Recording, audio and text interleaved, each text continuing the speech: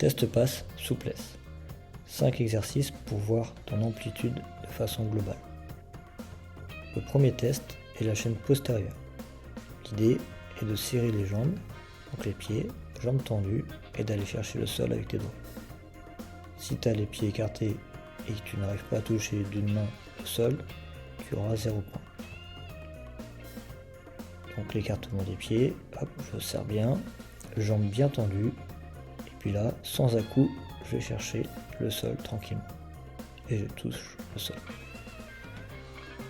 Pour la chaîne antérieure, on va aller chercher le talon sur la fesse, droite puis gauche, avec le genou bien dans l'axe. Donc là, il faut bien avoir le genou dans l'axe pour bien voir ses quadriceps qui est souple ou non. Donc on se met allongé, on va chercher avec sa main la fesse et puis on doit toucher. Si jamais on n'arrive pas à toucher sur l'une ou l'autre jambe, on aura 0 point. Alors maintenant pour les épaules, la base va être de plaquer ton dos contre le mur. Donc la partie basse, les lombaires, et la partie haute, les fixateurs omoplates. Pour ça, on fait jambes semi-fléchies, on contracte les abdos, hop, et on met les mains à 90. Donc, épaules et coudes. La première chose va être les rotateurs externes. Donc l'idée, c'est dans cette position où on met les épaules et les coudes à 90, en gardant la position du dos bien plaqué contre le mur, d'aller toucher avec ton poignet le mur.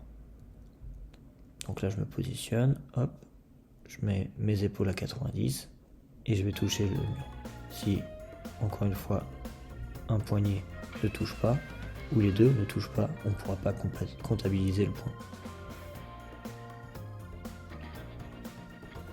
Donc là je t'explique la même chose, hop, si jamais tu as un poignet qui est devant, on ne pourra pas le faire. Pour les rotateurs internes, c'est la même chose, on se met à 90, épaules et coudes, et puis là on va chercher le bas du mur avec ses doigts, simplement ses doigts, pas le poignet. Si tu touches le mur, c'est bon, si tu touches pas, tu as un petit problème de mobilité, comme moi d'ailleurs.